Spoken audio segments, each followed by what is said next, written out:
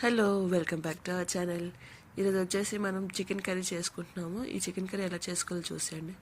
ముందుగా చికెన్ని బాగా క్లీన్ చేసుకుని ఉప్పు, పసుపు, కారం వేసుకొని ఇలాగ ఆయిల్లో అయితే కొంచెం ఫ్రై చేసుకోవాలి. తర్వాత ఇది ఆనియన్ పేస్ట్ అండి. అల్లం, వెల్లుల్లి, మసాలా వేసుకొని ఆనియన్స్ వేసుకొని మసాలా అనేది పేస్ట్ చేసుకోవాలి బాగా. అది దీంట్లో వేసుకోవాలి సరిపడా. దీన్ని ఇప్పుడు బాగా ఫ్రై చేసుకోవాలండి. ఇందులో ఇప్పుడు మనం ఉప్పు, పసుపు, కారం వేసుకొని బాగా ఫ్రై చేసుకుందాము. తగినంత ఉప్పు, పసుపు, అలాగే కారం అండి వేసుకొని బాగా ఫ్రై చేసుకోవాలి. ఉల్లంతా బాగా ఎగినంత వరకు బాగా ఫ్రై చేసుకోవాలి. ఇలా ఎగాక చూడండి, ఇది ఏ కలర్లోకి వచ్చిందో ఇలాగైతే మంచి కలర్లోకి వస్తుంది చూడడానికి. దాని తర్వాత ఇలా ఒక మూత పెట్టుకొని బాగా వేపుకోవాలి.